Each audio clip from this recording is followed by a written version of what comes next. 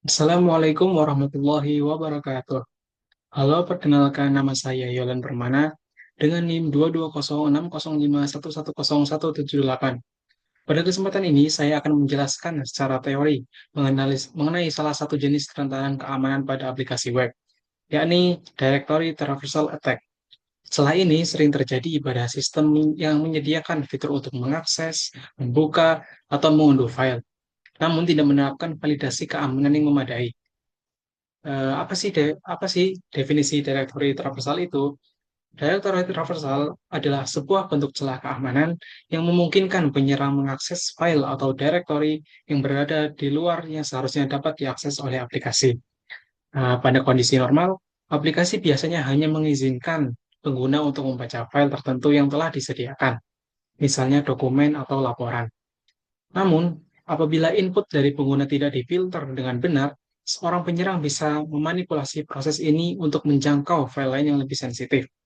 Singkatnya, directory traversal terjadi ketika aplikasi membiarkan pengguna melintasi batasan directory dan masuk ke folder-folder internal yang seharusnya tidak boleh diakses. Eh, apa sih penyebab timbulnya kerentanan ini?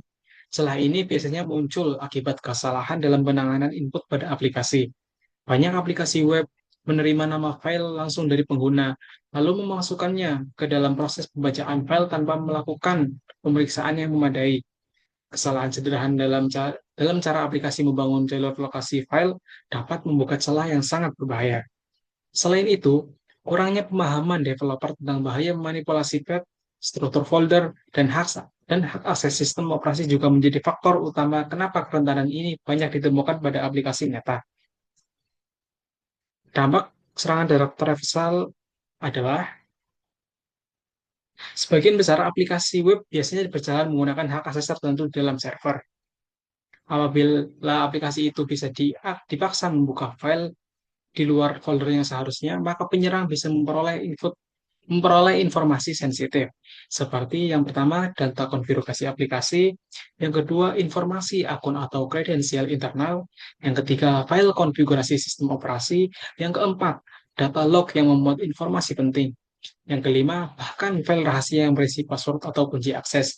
Dan kata lain, directory traversal dapat menyebabkan kebocoran data dalam skala besar, yang selanjutnya bisa digunakan untuk serangan lanjutan seperti pengambil alihan server, pencurian identitas, atau modifikasi data. Selanjutnya ilustrasi cara kerja serangan. Secara konsep, serangan directory traversal bekerja dengan memanipulasi input yang seharusnya dipakai untuk mengambil file tertentu. Misalnya, sebuah aplikasi menyediakan fitur untuk membuka satu dokumen biasa yang ada di folder tertentu. Namun, jika sistem tidak membatasi area yang boleh diakses, penyerang dapat membuat aplikasi tersebut berpindah keluar dari folder aman, lalu masuk ke folder yang bersifat internal. Melalui manipulasi arah folder tersebut, aplikasi yang seharusnya hanya membaca satu file kecil dapat dipaksa membuka file-file penting yang digunakan oleh server atau file rahasia milik aplikasi. Selanjutnya, alasan directory traversal berbahaya. Terdapat beberapa alasan kenapa celah ini tergolong berbahaya. Yang pertama, eksploitasi mudah dilakukan karena hanya bergantung pada input yang diberikan oleh pengguna. Serangan ini tidak memerlukan alat khusus.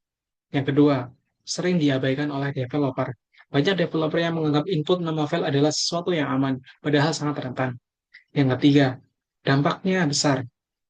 File konfigurasi server, password database, dan informasi lain bisa dibuka apabila celah ini tidak ditangani. Yang keempat, tidak terdeteksi secara kasat mata. Sistem mungkin terlihat berjalan normal, padahal sudah terjadi akses tidak sah di belakang layar. Nah, selanjutnya, teknik memitigasi directory traversal. Untuk mencegah celah ini, ada beberapa langkah yang umumnya digunakan. Yang pertama, membatasi daftar file yang boleh diakses. Artinya, hanya file-file tertentu yang diizinkan, bukan bebas memilih nama file. Yang kedua, memeriksa dan menormalkan jalur file. Aplikasi harus memastikan bahwa file yang akan dibuka benar-benar berada dalam folder yang aman. Yang ketiga, menghindari penggunaan input pengguna sebagai path langsung. Lebih baik menggunakan ID file, bukan nama file mentah. Dan yang keempat adalah mengkonfigurasi hak akses folder secara ketat. Server harus membatasi file apa saja yang boleh diakses oleh aplikasi.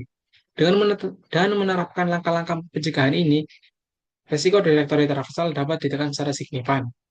ditekan secara signifikan. Kesimpulannya, Directory Traversal merupakan salah satu jenis celah keamanan yang paling banyak ditemukan pada aplikasi web, terutama aplikasi yang memiliki fungsi membaca, menampilkan, atau mengunduh file. Jika tidak ditangani dengan baik, celah ini akan membuat penyerang mengakses file sensitif di dalam server dan berpotensi menyebabkan kebocoran data besar-besaran. Meskipun mekanisme serangannya sederhana, dampaknya sangat serius dan dapat berpengaruh pada keamanan keseluruhan sistem. Pada bagian berikutnya, saya akan memperagakan bagaimana eksploitasi ini terjadi pada program sederhana, serta menunjukkan bagaimana mitigasinya dapat mencegah serangan tersebut.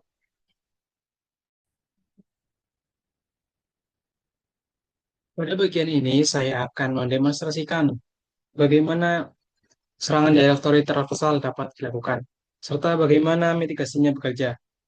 Untuk demo, saya menggunakan sebuah aplikasi web sederhana yang saya jalankan secara lokal. Aplikasi ini memiliki dua versi, satu yang satu yang rentan terhadap serangan dan satu lagi yang sudah diperbaiki. Sebelum mulai, berikut adalah struktur folder yang saya gunakan.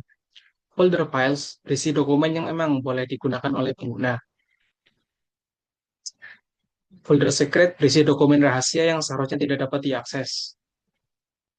Kemudian ada folder vulnerable untuk versi program yang memiliki celah, dan folder secure untuk versi yang telah dimitigasi. Selanjutnya, saya membuka versi aplikasi yang masih rentan. Saya mencoba mengakses salah satu file yang memang diperbolehkan. Hmm,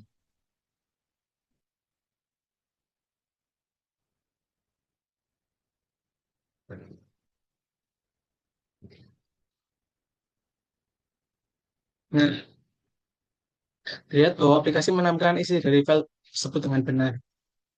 Kemudian saya akan menunjukkan bagaimana celah ini dapat dieksploitasi. Pada versi rentan, aplikasi tidak memeriksa apakah file yang diminta benar-benar berada pada folder yang aman. Dengan manipulasi input, aplikasi dapat dipaksa membuka file yang berada di luar lokasi yang sebenarnya. Ikut saya demonstrasikan.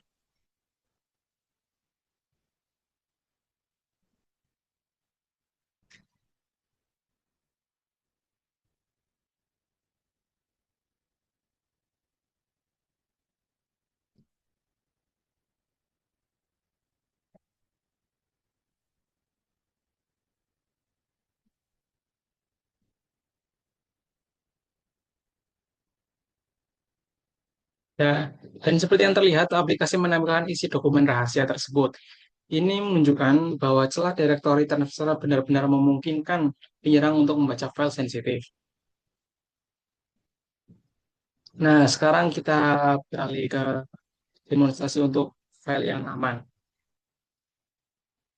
Pada versi ini, input yang diberikan pengguna tidak langsung menggunakan sebagai path, melainkan melewati proses validasi. Pada penggunaan normal, aplikasi tetap berfungsi sebagai bahan mestinya. File yang memang diperbolehkan tetap dapat dibuka. Berikut saya akan menjalankan URL-nya.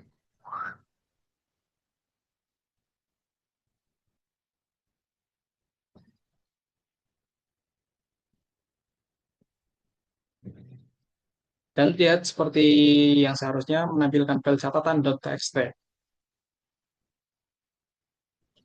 Selanjutnya, sekarang saya akan mencoba melakukan serangan yang sama seperti sebelumnya. Namun pada versi yang sudah aman, aplikasi dapat mendeteksi adanya percobaan akses tidak sah dan langsung menolaknya. Berikut saya akan mendemonstrasikannya. Hmm,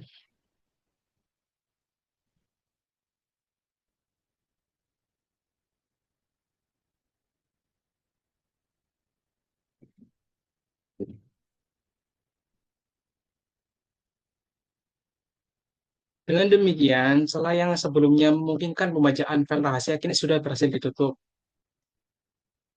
Melalui demonstrasi ini, kita dapat melihat bahwa direktori universal adalah celah sederhana tetapi sangat berbahaya.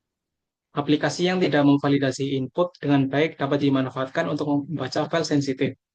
Namun dengan menerapkan validasi path dan pembatasan akses yang benar, serangan ini dapat dicegah sepenuhnya. Dengan memahami celah dan mitigasinya, kita dapat mengembangkan aplikasi web yang jauh lebih aman.